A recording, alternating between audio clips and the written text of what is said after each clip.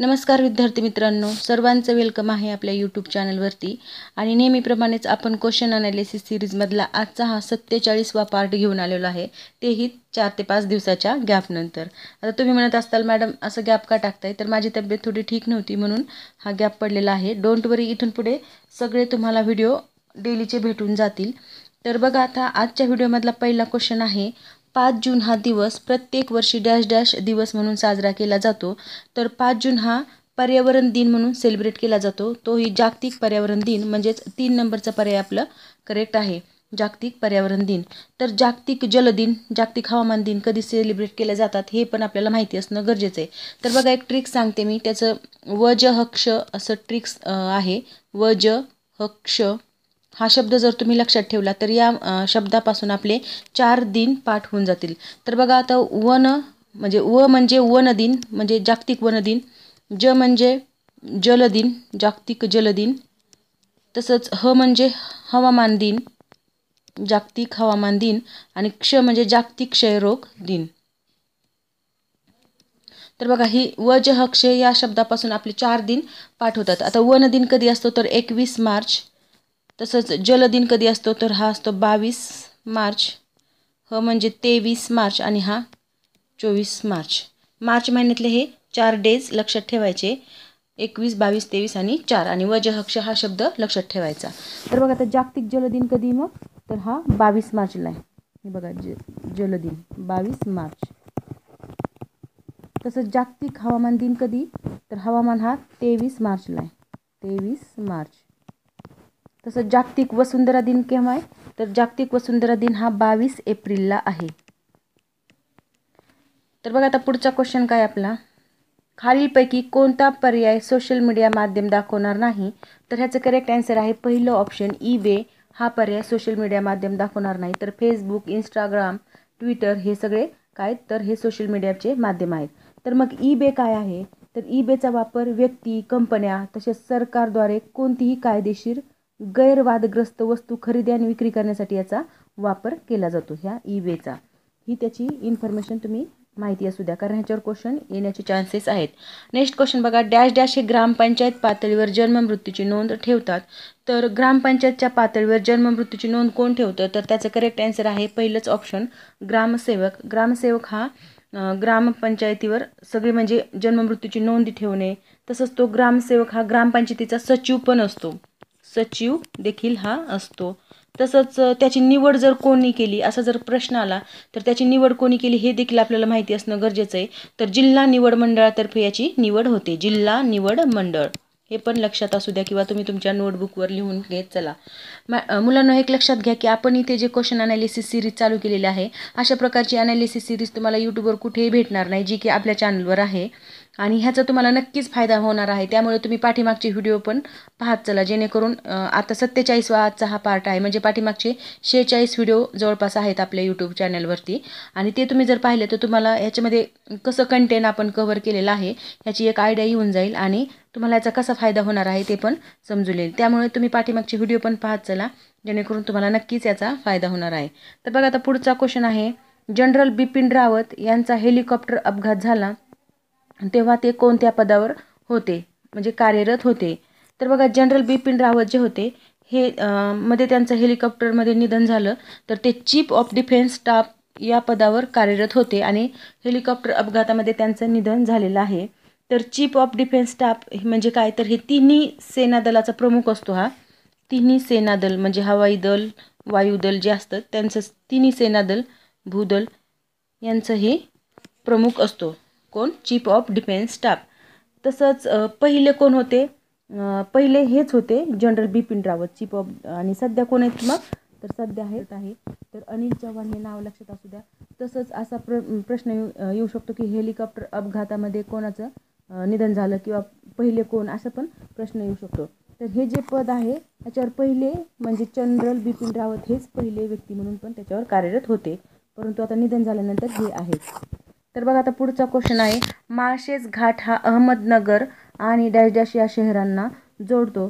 तर माळशेज घाट हा अहमदनगर आणि कल्याण या शहरांना जोडतो, म्हणजेच बी ऑप्शन आपलं करेक्ट आहे. नेक्स्ट क्वेश्चन बघा, CID ही संघटना डॅश डॅश विभाग म्हणून ओळखला जातो. तर CID ही संघटना कोणता विभाग? तर गुन्हे अन्वेषण विभाग, म्हणजेच डी ऑप्शन आपलं करेक्ट आहे. तसंच हे बाकीचे पण आपल्याला माहिती असणं गरजेचं आहे. तर बघा आता गुप्त वार्ता विभाग जे आहे पहिल्या ऑप्शनमध्ये, तर आपलं उत्तर तर 4 नंबरचा पर्याय करेक्ट आहे. परंतु आपण इथे अनालिसिस करतोय म्हणजेच काय, पर्यायामध्ये जेवढे ऑप्शन दिलेले आहेत, म्हणजे क्वेश्चनमध्ये जेवढे ऑप्शन दिलेले आहेत त्यांची पण आपल्याला इन्फॉर्मेशन घ्यायची, जेणेकरून आपल्याला कदाचित असं पण होऊ शकतं की ऑप्शनमधले जे बाकीचे हे आहेत, क्वेश्चनमध्ये जे बाकीचे पर्याय आहेत तर त्या पर्यायावर पण कधी कधी क्वेश्चन फ्रेम होऊन येतो आपल्याला. म्हणून आपल्याला ही आजूबाजूची जर माहिती आपण घेऊन व्यवस्थित त्याचा स्टडी केला, अनालिसिस करून ठेवलं, तर आपल्याला अशा प्रकारचे क्वेश्चन टॅकल करण्याला प्रॉब्लेम येत नाही. तर बघा आता गुप्त वार्ता विभाग म्हणजेच CIA. तर CIA म्हणजे काय? Central intelligence agency. तसंच लाच प्रतिबंधक, म्हणजे कधी कधी तुम्हाला CIA हा असं, इथं कसं CID ची संघटना कशासाठी आहे तर ते गुन्हे अन्वेषण विभाग म्हणून ओळखला जातो. तसं इथं CIA हे देतील आणि ते कशासाठी आहे तर ते आहे गुप्त वार्ता विभागाशी रिलेटेड. तर त्यालाच सेंट्रल इंटेलिजन्स एजन्सी असं पण म्हणतात. तसंच लाच प्रतिबंधक ह्याला काय म्हणतात तर ACB म्हणजेच अँटी करप्शन ब्युरो. तसंच दहशतवाद विरोधी पथक जे असतं तर त्याला म्हणतात ATS. हे शॉर्ट फॉर्म मुलांना लक्षात ठेवा, ह्याच्यावर क्वेश्चन 100% पडतो आपल्याला. तसंच ATS म्हणजेच काय? Anti terrorism squad. तसंच गुन्हे अन्वेषणचं तर आपण पाहिलं CID. तर बघा आता नेक्स्ट क्वेश्चन आहे, सुवर्ण मंदिर कोणत्या राज्यात आहे? तर सुवर्ण मंदिर हे पंजाबमध्ये आहे. नेक्स्ट क्वेश्चन बघा, पाण्याच्या एक रेणूमध्ये हायड्रोजनचे किती अणू असतात? तर पाण्याच्या एक रेणूमध्ये हायड्रोजनचे 2 अणू असतात, म्हणजेच पहिलं ऑप्शन आपलं करेक्ट आहे. आणि पाण्याचे रेणूसूत्र काय आहे तर H2O हे त्याचं रेणूसूत्र आहे. हायड्रोजनचे 2 मॉलिक्युल्स, म्हणजे हे जे हायड्रोजन आहे तर ह्याचे 2 मॉलिक्युल्स आणि ऑक्सिजन जे आहे त्याचं 1 मॉलिक्युल्स, यांचं मिळून हा H2O तयार होतो. H2O म्हणजेच पाण्याचं रेणूसूत्र आहे ते. नेक्स्ट बघा, तैनाती फौज लादून भारतीय राज्यांचे सैन्यबळ कमी करण्याची पद्धत डॅश डॅश याने सुरू केली.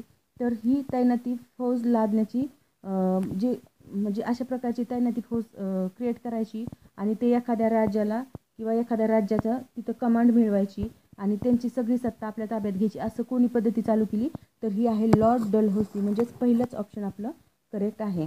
आता पुढचा क्वेश्चन पाहूया, जगातील सर्वात लांब नदी खालीलपैकी कोणती आहे? तर जगातील सर्वात लांब नदी आहे नाईल नदी, म्हणजेच डी ऑप्शन आपलं करेक्ट आहे, नाईल नदी. तसंच असा पण प्रश्न येऊ शकतो की जगातील सर्वात मोठी नदी कोणती? तर ती आहे ॲमेझॉन नदी, जगातील सर्वात मोठी नदी. तसंच नेक्स्ट क्वेश्चन आहे, 5 वर्षाने खालीलपैकी कोणते कायदेमंडळ विसर्जित होते? तर 5 वर्षाने लोकसभा विसर्जित होते, म्हणजेच डी ऑप्शन आपलं करेक्ट आहे. आणि राज्यसभा आणि विधान परिषद हे विसर्जित होत नाही, तर ते कसं आहे स्थायी सभागृह आहेत म्हणून ते कधी विसर्जित होत नाहीत. आणि संसदमध्ये काय असतं तर लोकसभा प्लस राज्यसभा आणि राष्ट्रपती, म्हणजेच संसद. बघा, लोकसभा प्लस राज्यसभा प्लस राष्ट्रपती यांची मिळून संसद बनत असते. नेक्स्ट क्वेश्चन बघा आता, रेटिनाचा संबंध खालीलपैकी कोणत्या ज्ञानेंद्रियाशी आहे? तर रेटिनाचा संबंध हा डोळ्याशी आहे, म्हणजेच फर्स्ट ऑप्शन आपलं करेक्ट आहे. म्हणजे डोळ्याचा एक पार्ट आहे रेटिना. पुढचा क्वेश्चन पाहूया, त्या अगोदर हे आपलं स्मार्ट स्टडी कट्टा हे चॅनल आहे. याला तुम्हाला व्हिडिओ आवडत असतील तर नक्कीच सबस्क्राईब करा, तसंच शेअर देखील करा तुमच्या फ्रेंडला, जेणेकरून त्यांनाही थोडाफार फायदा होईल. आणि कोणतंही नॉलेज घेताना आपण शेअर जर केलं तर त्याच्यामध्ये आपली इम्प्रूव्हमेंट तर होतच असते, प्लस त्याच्यासोबत दुसऱ्यांचाही थोडाफार फायदा होतो. म्हणजे दुसऱ्यांचा फायदा करा असं नाही सांगायचं आहे मला, पण जेव्हा आपण वारंवार एखादी गोष्ट करतो तेव्हा त्याच्याबद्दल परफेक्टनेस आपल्यामध्ये क्रिएट होत असतो. म्हणून आपण अशा प्रकारे व्हिडिओ शेअर करताना म्हणजे आपण पाहणार, म्हणजेच त्याचं वारंवार रिपिटेशन होणार, म्हणून ते पण तुम्हाला फायदेशीर ठरत असतं. तर नेक्स्ट क्वेश्चन बघा, सार्वजनिक काका यांनी खालीलपैकी कोणत्या व्यक्तिमत्वाचे वकीलपत्र स्वीकारले होते?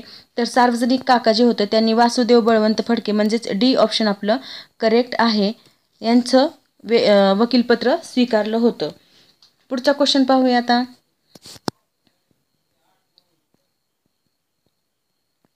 बघा नेक्स्ट क्वेश्चन आहे, भोवती असणाऱ्या कडीमुळे कोणता ग्रह ओळखला जातो? तर पाठीमागच्या व्हिडिओमध्ये मी तुम्हाला डिटेलमध्ये जी सूर्याच्या आजूबाजूचे जे ग्रह आहेत आणि ते त्यांचं म्हणजे त्यांचे वैशिष्ट्य पण तुम्हाला सांगितले होते. तर भोवती कडी असणारा म्हणजे जो ग्रह आहे आणि त्याच्या साईडला जी कडी आहे, तर असा प्रकारचा ग्रह कोणता आहे? तर तो आहे शनी ग्रह, म्हणजेच बी ऑप्शन आपलं करेक्ट आहे. नेक्स्ट क्वेश्चन आहे, बक्सार येथे झालेली लढाई डॅश डॅश या वर्षी झाली होती? तर बक्सार येथे लढाई कधी झाली होती? तर ती झाली होती 1764, म्हणजेच डी ऑप्शन आपलं करेक्ट आहे. तर बघा आता बक्सारची लढाई 22 ऑक्टोबर 1764 रोजी झाली ती आणि ही लढाई हेक्टर मुनरो यांच्या नेतृत्वात ब्रिटिश सैन्य आणि बंगालचा नवाब मीर कासिम यांच्यात लढली गेली होती. तर हे नाव पण तुम्ही लक्षात ठेवा, मीर कासिम आणि ब्रिटिश सैन्य आणि ब्रिटिशांचा मुख्य किंवा नेतृत्व कोण करत होतं? तर हेक्टर मुनरो. हे दोन नावं लक्षात ठेवा. तर बघा आता पुढचा क्वेश्चन आहे, सर्वोच्च न्यायालयाचे खंडपीठ खालीलपैकी कोठे आहे? तर सर्वोच्च न्यायालयाला खंडपीठ असतं का? तर नाही, म्हणजेच सी ऑप्शन आपलं करेक्ट आहे. कारण सर्वोच्च न्यायालयाला खंडपीठ नसते, तर हायकोर्ट म्हणजेच उच्च न्यायालयाला खंडपीठ असते आणि आपलं जे मुंबईचं हायकोर्ट आहे त्याला खंडपीठ आहे. तर ती खंडपीठं कोणती? तर हे तुम्ही मला कमेंट बॉक्समध्ये सांगणार आहात. आपलं हायकोर्ट जे मुंबईचं आहे त्याची खंडपीठे तुम्ही मला कमेंट बॉक्समध्ये कळवा, तसं सांगा, जे काय करू वाटेल ते कमेंट्स करा. तर बघा आता नेक्स्ट क्वेश्चन आहे, घटनेतील कलम 51A मध्ये खालीलपैकी कशाचा समावेश केलेला आहे? तर घटनेतील जे आर्टिकल 51A आहे त्याच्यामध्ये मूलभूत कर्तव्याचा समावेश केलेला आहे, जे की डी ऑप्शन आपलं करेक्ट आहे. तसंच मूलभूत हक्काचा कोणत्या आर्टिकलमध्ये समावेश आहे? तर मूलभूत हक्क भाग 3 मध्ये आहेत. बघा भाग 3, कधी कधी भाग पण विचारलं जाऊ शकतो की मूलभूत हक्काचा समावेश कोणत्या भागात आहे, तर त्याचा भाग 3 हे लक्षात ठेवा. तसंच आर्टिकल जर विचारले म्हणजेच कलम जर विचारले तर 12 ते 35 मध्ये मूलभूत हक्काचा समावेश आहे. तसंच मूलभूत हक्क झाल्यानंतर मार्गदर्शक तत्वे जे आहेत, तर मार्गदर्शक तत्वांचा समावेश कुठे केलेला आहे? तर हा भाग 4 मध्ये आहे याचा समावेश, भाग 4 मध्ये याचा समावेश आहे. आणि आर्टिकल किती आहेत? तर आर्टिकल आहे 36 ते 51. आर्टिकलमध्ये मार्गदर्शक तत्वांचा समावेश केलेला आहे आणि मूलभूत कर्तव्य तर आपण पाहिलेलेच आहे 51A मध्ये. तर नेक्स्ट क्वेश्चन आहे आपल्या मुलांनो, भारतात कोणत्या राज्यात लाईम डिसीजचा पहिला रुग्ण आढळलेला आहे? तर अशा प्रकारचे जे डिसीज आहे त्याचा पहिला रुग्ण कुठे आढळला आहे? तर तो आढळला आपला केरळ राज्य. तर बघा कोरोनाचं जेव्हा एंट्री झाली होती आपल्या इंडियामध्ये, तर कोरोनाचं पण पहिला रुग्ण आपल्याला केरळमध्येच आढळला होता. म्हणजे जे काही डिसीज असतात, जे व्हायरल डिसीज असतात, तर त्यांचे रुग्ण आपल्याला बऱ्यापैकी साऊथमध्ये आढळून येतात. कारण त्याच्यामध्ये काय कारण आहे? तर तिकडचं ॲटमॉस्फिअर जरासं ते अशी अनुकूल असल्यामुळे तिथे व्हायरसचा प्रभाव तात्काळ जाणवतो. तर बघा आता केरळ आहे त्याचं करेक्ट आन्सर. तर पुढचा क्वेश्चन आहे आपला, WPL 2024 क्रिकेट स्पर्धेचे विजेतेपद कोणत्या संघाने पटकावले आहे? तर ह्याचं करेक्ट आन्सर आहे रॉयल चॅलेंजर्स बेंगलोर याने हे क्रिकेटचं विजेतेपद पटकावलेलं आहे. तसंच WPL 2024 म्हणजेच वुमेन प्रीमियर लीग, जशी मुलांची बॉईजची इंडियन प्रीमियर लीग असते किंवा IPL असतं, तर तसंच मुलींचं पण हे असतं IPL, त्याला आपण वुमेन प्रीमियर लीग असं म्हणतो. आणि विजेता कोण ठरलाय? Royal challengers Bangalore. तसंच उपविजेता कोण ठरलाय मग? तर उपविजेता ठरलाय दिल्ली कॅपिटल. हे बघा इथे नाव आहे दिल्ली कॅपिटल, हा उपविजेता ठरलेला आहे, उपविजेता, आणि हा ठरलाय विजेता. तर नेक्स्ट क्वेश्चन पाहूया आता. बघा आपण इथे आता जे पुढचे क्वेश्चन घेतलेत, तर आता जी लोकसभा निवडणूक होणार आहे 2024 त्याच्या संदर्भात विशेष प्रश्न आपण इथे कव्हर केलेले आहेत, जेणेकरून तुम्हाला एक्झाममध्ये लोकसभेच्या इलेक्शन संदर्भात क्वेश्चन येणारच आहेत. त्यामुळे आपण इथे त्याच्या संदर्भात अशा प्रकारे करंट अफेअरचे क्वेश्चन ॲड केलेले आहेत. तर बघा आता पहिला क्वेश्चन आहे, नुकत्याच जाहीर झालेल्या 18व्या लोकसभेच्या निवडणुका किती टप्प्यात होणार आहेत? तर किती टप्प्यात होणार आहेत मुलांनो? तर ह्या होणार आहेत 7 टप्प्यात, म्हणजेच पहिलंच ऑप्शन आपलं करेक्ट आहे. तर बघा आता भारतीय संविधानाच्या कलम 324 अंतर्गत भारतीय निवडणूक आयोगाची स्थापना करण्यात आलेली आहे. तर ही भारतीय निवडणूक आयोगाची स्थापना कोणत्या आर्टिकलमध्ये करण्यात आलेली आहे ही पण प्रश्न येऊ शकतो. म्हणून ही पण माहिती तुम्ही ह्या लोकसभा निवडणुकाशी रिलेटेड असल्यामुळे ही पण माहिती तुम्ही तुमच्या नोटबुकवर लिहून ठेवा, म्हणजेच हे आर्टिकल लक्षात ठेवा. तर बघा आता पुढचा क्वेश्चन आहे, भारताच्या 18व्या लोकसभेची निवडणूक कोणत्या कालावधीत पार पडणार आहे? तर ह्याचं करेक्ट आन्सर आहे सी ऑप्शन 19 एप्रिल ते 1 जून 2024 या कालावधीमध्ये ही 18व्या लोकसभेची निवडणूक पार पडणार आहे. तर पुढचा क्वेश्चन आहे आपला, महाराष्ट्र राज्यात लोकसभेच्या निवडणुका किती टप्प्यात होणार आहेत? तर वरचा क्वेश्चन जो होता तो काय आहे, जे 18व्या लोकसभा आहेत म्हणजे ऑल इंडियाचा विचार केलेला आहे आणि हा ऑल इंडियाचा विचार केलेला असल्यामुळे इथे 7 टप्प्यात आहे. परंतु जर महाराष्ट्राचा विचार केला तर महाराष्ट्रामध्ये 18व्या लोकसभेची जी निवडणूक होणार आहे ती किती टप्प्यात आहे? तर त्याचं करेक्ट आन्सर आहे 5 टप्प्यात आपल्या महाराष्ट्रामध्ये ही लोकसभेची इलेक्शन होणार आहे. नेक्स्ट आहे, 18व्या लोकसभेच्या निवडणुकीत देशातील एकूण किती कोटी नवीन मतदान करणार आहेत?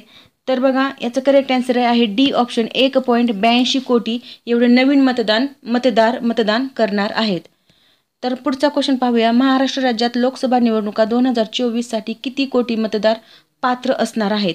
तर वरती काय विचारले, नवीन मतदार विचारलेत आणि इथे काय विचारले तर किती कोटी मतदार पात्र असणार आहेत?